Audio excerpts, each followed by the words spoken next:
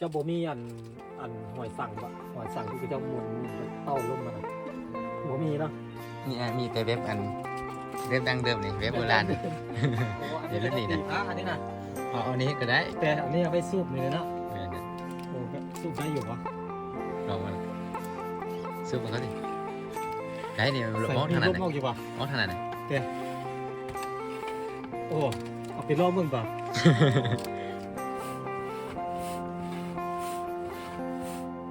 อ๋อลูกปืนสมัยสงครามรับในลาวเขาได้นี่สงครามมัน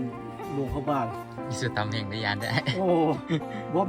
มันบ่มีอันนั้นแล้วบ่ตัว เออ มันเล็กละละอันนี้ฮะ อ๋อ เพราะว่าตัวซับแก๊ปมันมีปอกมันอยู่นี่เลยมานี่เลย บอกว่าบางทีมันเป็นลูกแตกไหน ซับแก๊ปอันนี้แตกหรือยังนี่น้องนายบุกหูแต่ อย่าตั้งให้อันนี้ โอ้มันเป็นหูแล้วมันออกมาแล้วตัวตัวมือมันออกมาแล้ว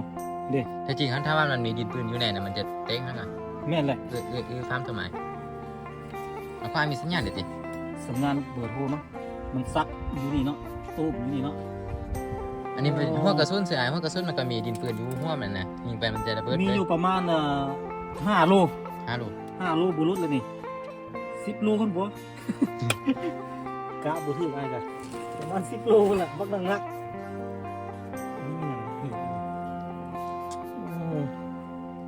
ก็เจ้าไปเก็บมาคันก็เจ้าบ่ขายให้เวียดสมัยก่อนน่ะแห้งหลาย อยู่นี้ได้ยินเขาจะว่ามีโยนตกเนี่ยอยู่อันผู้โจมตีกันนะ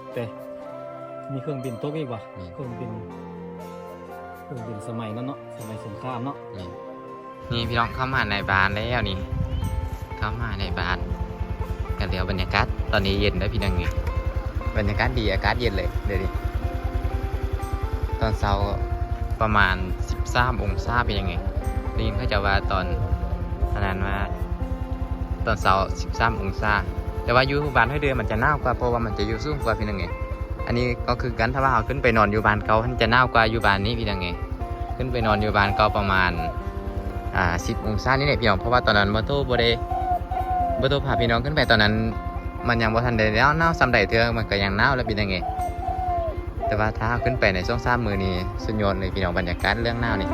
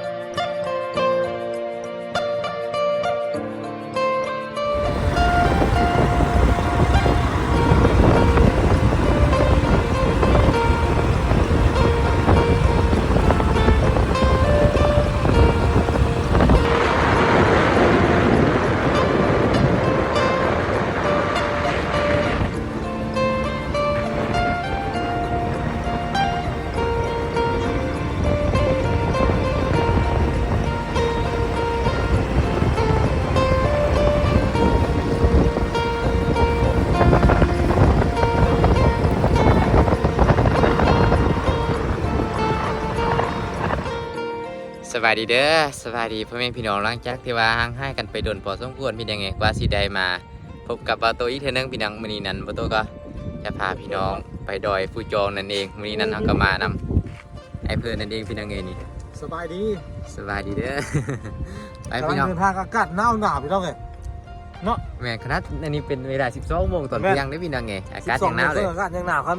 ซับเป็นช่วงอันเศร้าจักสิซ้ำได้เนาะ แม่น อากาศทางนี้เนาะ ประมาณ13 องศาประมาณนี้แหละ13 อยู่พระบางมันหนาวอยู่แล้ว แม่นแต่ว่าอยู่บ้านอันเก่าก็เจ้าหน้าได้ไอ้มื้อนั้นตอนนั้นขึ้นไปน่ะหน้าแห้ง อันนี้ก็จะเป็นส่วนทั่วเหลืองปะ แม่นส่วนเธอเรื่องเขาเจ้ากลางปลูกทางนั้นออกมาแล้วทางนี้ยังบ่ทันได้ปลูกเด้อ ส่วนของทั่วเหลืองของคนจีน แม่น คนจีนมาพวก แถวนี้ถ้าว่าเฮ็ดเป็นฟาร์มหมูฟาร์มไก่ในคักเลยไอ้แบบนี้นะ แม่น สถานที่มันเหมาะขนาดเลย มัน มีน้ำพร้อม แล้วมันกับบัวสั้นไปเลยเนาะ แม่น ฟาร์มหมูฟาร์มไก่ข้างๆแถวนี้นี่ ไปพี่น้องเดี๋ยวว่าโตจะพาพี่น้องเดินทางไปกันเลยเป็นยังไงเดินทางไปบ้านผู้จองไปบ้านผู้เศร้านั่นเองเดี๋ยวเป็นอะไรก็รอท้าไปเบิ่งนำกันเด้อพี่น้องว่าจะเป็นจังใด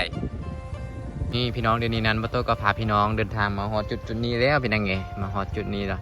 ฮอดระหว่างทางกลางทางไปบ้านผู้จองอย่างนี้ไปก็บ่ค่อยไกลปานใดแล้วพี่น้องอย่างนี้ไปพุ่นเลยเด้อพี่น้องดอยที่ตอนว่าโตพาพี่น้องขึ้นไปผู้จองเก่าก็อย่าพุ่นเลยเดี๋ยวว่าโตจะลองซูมให้เบิ่งซูมบ่ฮอดพี่น้องเข้ามาโตนี่ให้อันสนามที่ว่าโตหาพี่น้องลิ้นอยู่ให้สนามตัวนั้นรอทางที่เอาขึ้นไปอยู่พี่เป็นยังไงอยู่รูปนี้เนี่ยขึ้นไปตามสั้นภูขึ้นไปถึงจนไปฮอดบอลนั้นเลยพี่ยังไงเพราะว่าเมื่อนั้นไปว่าเป็นธรรมดาพี่น้องขึ้นภูนี่สุดยอดไปเลยเดี๋ยวนี้ให้เพิ่นไปก้อนพี่น้องเดียวว่าโตจะนำร่างไปพี่น้องเดี๋ยวเป็นเด็กก็เอาไว้เจอกันอีกทีพี่ยังไงเดี๋ยวว่าโตจะขับรถไปก่อนทางยากดีแต่ฝนบ่ตกคือมื้อนั้นมาฝนตกยางเลยโอเคพี่น้องตอนนี้นั้นตัดพามาอีกทีว่าโตก็พาพี่น้องเดินทางมาฮอดบ้านผู้จองแล้วพี่ยังไงบ้านผู้จองก็อยู่ถึงนี้อยู่นี้ขึ้นไปก็บอกไก่แล้วพี่น้องไงขึ้นไปย่างขึ้นไปก็ก่อนละน้อยนึงสิบางทีถ้าเราค้ำน้ำนี่มาน้ำนี่ก็เลิกได้พี่น้องนี่เอาเบิ่งจังสีซึมคิดว่ามันสิบ่เลิกเลยเมื่อกี้บ่โตลงมันก็ยังจมท้อไปมาเลยให้พี่น้องเดี๋ยวบ่โตจะพาพี่น้องขึ้นไปห้างผู้เฒ่าก่อนเป็นยังไงบ่โตก็โดนแล้วบ่ได้มากินฮอดอยู่ไปลุยกันนี่พี่น้องเข้ามาในบ้านแล้วนี่เข้ามาในบ้านกันแล้วบรรยากาศตอนนี้เย็นแล้วพี่น้องไงบรรยากาศดีอากาศเย็นเลยเดี๋ยวดิตอนเช้าประมาณ13 องศาเป็นยังไงได้ยินเขาจะว่าตอนนั้นว่าตอนเช้า13 องศาแต่ว่าอยู่บ้านให้เดือนมันจะหนาวกว่าเพราะว่ามันจะอยู่สูงกว่าพี่น้องไงอันนี้ก็คือกันถ้าว่าเราขึ้นไปนอนอยู่บ้านเก่ามันจะหนาวกว่าอยู่บ้านนี้พี่น้องไงขึ้นไปนอนอยู่บ้านเก่าประมาณ10 องศานี่แหละพี่น้องเพราะว่าตอนนั้นบ่โตพาพี่น้องขึ้นไปตอนนั้นมันยังบ่ทันได้แล้วหนาวซ้ำใดเทื่อมันก็ยังหนาวแล้วเป็นยังไงแต่ว่าถ้าขึ้นไปในช่วง3 มื้อนี้สุดยอดเลยพี่น้องบรรยากาศเรื่องหนาวนี่ให้พี่น้องเดี๋ยวว่าโตจะพาพี่น้องเข้าไปเบิ่งกัน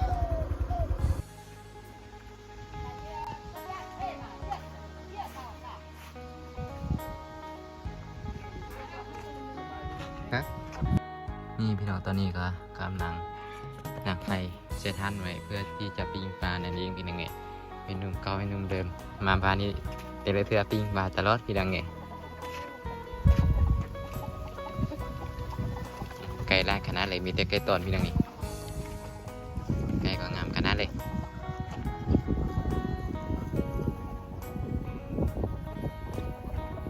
พี่น้องระวังกลางในบ้านก็จะกระเลียงเบะอย่างสีได้พี่ยังไงนี่เลียงเบะตามบ้านอย่างสีเลย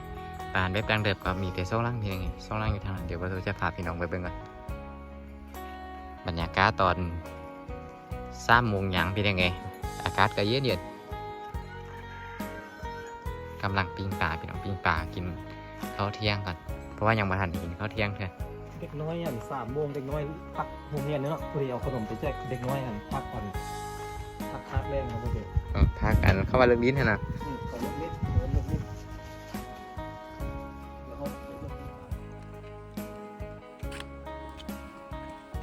โอ้ได้กินเฉพาะตีป่ามานี่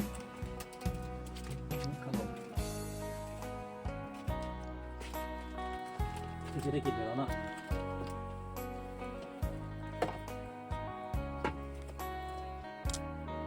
เจ้าโบมี่อันหอยสั่งบะหอยสั่งที่เจ้ามุนเต้าล่มมันอ่ะโบมี่เนาะนี่มีแต่เว็บดังเดิมนี่เว็บโบราณเดี๋ยวเล่นนี่นะอันนี้นะอันนี้ก็ได้แต่อันนี้ไม่สูบนี่เลยเนาะเหมือนกันโอ้สูบได้อยู่ปะลองมาสูบไปเขาสิได้เนี่ยลบมองทางไหนลบมองอยู่ปะมองทางไหนเต้โอ้เอาไปลองมึงป่ะเอาไปลองมึงดูของตู้โอ้ของสมัยโบราณเขาได้ปืนใหญ่นะพี่น้องได้นี่เอาลมมองทางไหนแท้ใส่ล้มนอกทางไหนน้องนายผมมีทางล้มนอกเตะ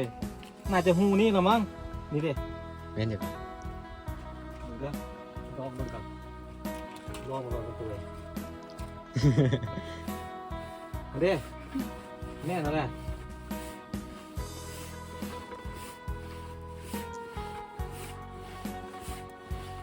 เด้แดงเลยเด้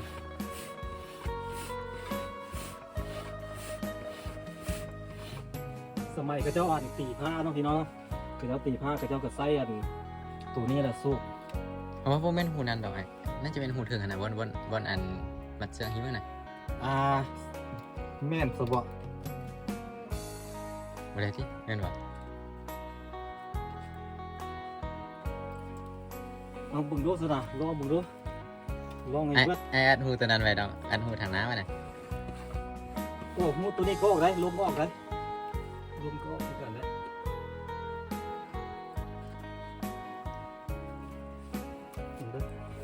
เห็นเด้อ เรื่อยๆได้อยู่ ตัวนี้มันล้มอันดึงแล้วล้มจังว่า อ๋อ บัดตัวนี้ละนิ้วเข้าแล้วล้มออกพี่เวลาดึงขึ้นมาบัดล้มออกนิ้วนี้เด้นิ้วเข้าบ่มีล้มนี่นิ้วเข้านี่เด้โอ้มันน่าจะแบบว่าซองระบายลมโบแม่น มันน่าจะแบบว่าล้มออกทางนี้กับเจ้าเอานอนไว้ตรงนี้เนาะ แม่นแหละ แล้วมีอันท่อเล็ก แม่น ซุก เอา เขา ต่อ นี่เวลาเอาต่อไปหาว่าดันที่เขาจะตีป้าน่ะแล้วก็เจ้าสู้ขนาดนั้นบนตัวเนาะ แม่น เราดึงกันนั้นเรามีลมขนาดนั้นตัวนี้เราเป็นหัวกะดึงเอาดูดเอาลมเข้าน่าจะแบบนั้นแม่นแหละที่จริงแล้วหูนี่เป็นหูลมอ่ะ นี่พี่น้องแบบลูกปืนใหญ่ก็มีเด้อนี่ลูกปืนใหญ่แบบตอนที่เฮาเห็นอยู่อันบ้านห้วยเสียงเยี่ยมน่ะพี่น้องนี่นี่ลูกปืนใหญ่ฮะ ใส่ นี่ไอ้เอา โอ้ ต่อนี่นี่เอาต่อวันนี้น่ะหูน่ะ นี่เลยแม่นแหละนี่เลยหนึ่งหูมันกันนี่เลยหนึ่งก้อนนี้เราเอาใส่ท่านเอาผ้ามาวางไว้นี่วางไว้นี่เราเอานี่เราเอาใส่นี่เอานี่ซุปเขานี่เนาะบนตัว แม่นแม่นแหละ นี่เราสูบแล้วล้มแล้วเป้าออกพี่ แม่นปกติเอาเห็นบางเห็นจะแต่ตัวใหญ่ได้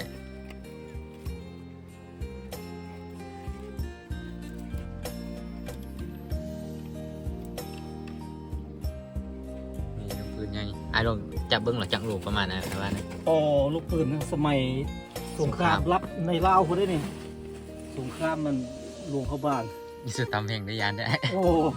บอกมันบ่มีอันนั้นแล้วบ่ตัว เนี่ย มันเล็กละล่านี่ฮะ อ๋อ เพราะว่าตัวซับแก๊ปมันละมันมีปอกมันอยู่นี่เลยมาอย่างนี้เลย บอกว่าบางทีมันเป็นลูกแตกไหน ซับแก๊ปอันนี้เตกหรือยังนี่น้องนายบุกหูแต่ อย่าตั้งแห่อันนี้ โอ้มันเป็นหูแล้วมันออกมาแล้วตัวมือมันออกมาแล้ว แต่จริงๆถ้าว่ามันมีดินปืนอยู่ในน่ะมันจะเต็กข้างหน่อย แม่นแหละ ฟาร์มทำไมเอาควายมีสัญญาณเด็ดดิ สัญญาณเบอร์โทรมั้งมันซับอยู่นี่เนาะตู้อยู่นี่เนาะ อันนี้เป็นหัวกระสุนเสียหัวกระสุนมันก็มีดินปืนอยู่หัวมันนะยิงไปมันจะระเบิด มี เลย อยู่ประมาณ5 โล ฮัลโหล 5 โลบุรุษเลยนี่10 โลคนบ่ กะบุถือไอ้กันประมาณ10 โลแหละบักดังนัก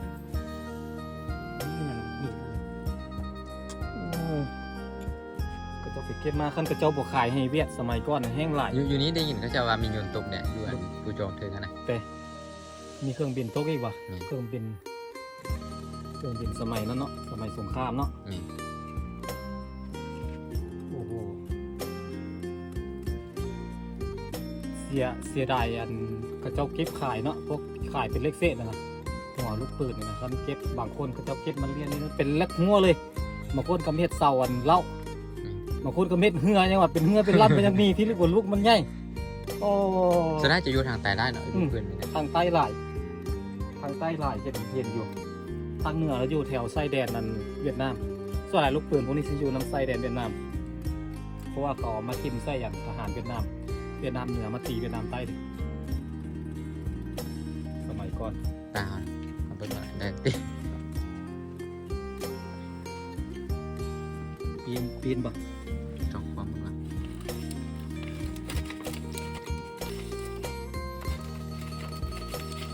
โอ้โห ไปล้างมือเห็นมือเปียกก่อนอย่าค่อยบอก ต้องเฮ็ดไวๆบุบปั๊บเลยนี่ เต็กไปกัน คือโรงเรียนเราต้องไปโรงเรียน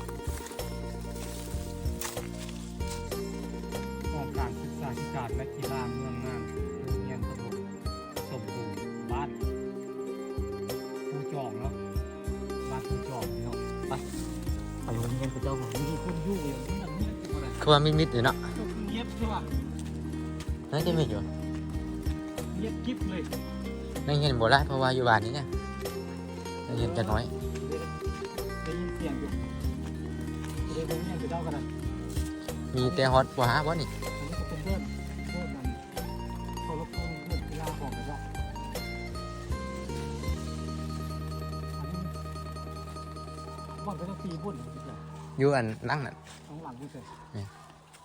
ทางค้างใช่ไหมครับ ดอกอันนี้เหลืองงามเนาะ แม่น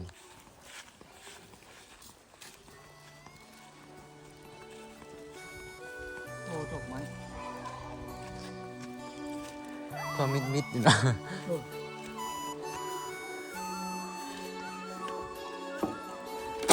โอ้โห พอกัน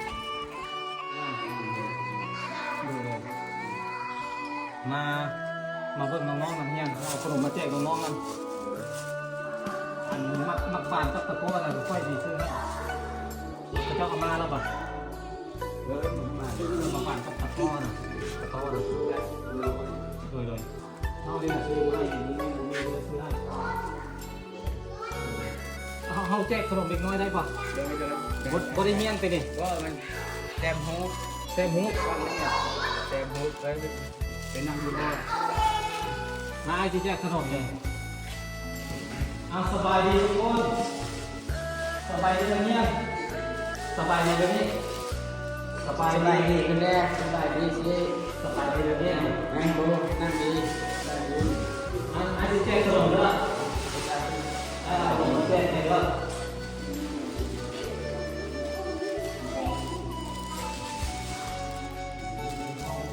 ขนม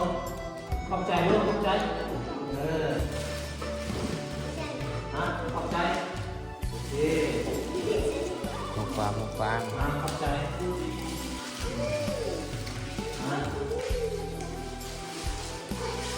ณเป้าอันนี้พอหนักเลย ก่อนเรื่องก่อนชอบ ผมเป็นกสอน ก่อนชาติที่ทำอยู่น้อง โอ้ลืมผ่านเลยเนาะ ทำชอบโดนที่มีชาติชาติ โอ้โหห้ามีสองคน ชอบคน ปห้ามีสองคนปสี่มีสาม มีชาติก่อนชาติมี สบาย หนึ่ง ดีสบายดีสบายดีสบายดีให้ขนมมาให้นะ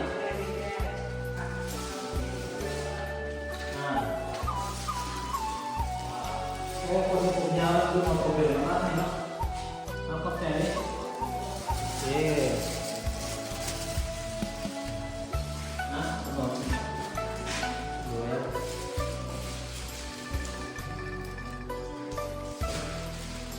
เป็นคนเมียนเป็นเมียนป่ะเมียนต้อนป่ะเรื่องเป็นคนนั่นเป็นพวก นั่งเงียบ อันนี้เป็นคนเมียนเป็นพวกเจ้าก็เป็นเมียนเนาะอะไรคู่ขนมเป็นเนี่ยกับเมียนปกติเนาะ ปกติ เด็กน้อยกับพวกไปหลายหมู่บ้านน้อย บ้านน้อยนักเนี่ยไปเพื่อนป่วยเช่นนำคนแม่เนี่ย มันเป็นช่วงให้ส่วน ไปเฮ็ดให้ไปเราป่วยเช่นมะม่วง เขากับบุตรจักรสิว่านี่แหละเนาะเพราะว่ามันเป็นเรียกเป็นงานเด็ก พ่อแม่เองพาไป พ่อแม่พาไป ไป เขา พาไป จะมีคนอยู่ เขา เขา ตรงนี้คือผู้คุ้มครองไปนำพ่อแม่ มีผู้บริหารเข้ามานะมันยังน้อยเดี๋ยวเนาะก็เข้าใจกันเนาะ เขามาเข้าใจ เดี๋ยวเลยบุเป็นยังไปก็เด้อ แล้ว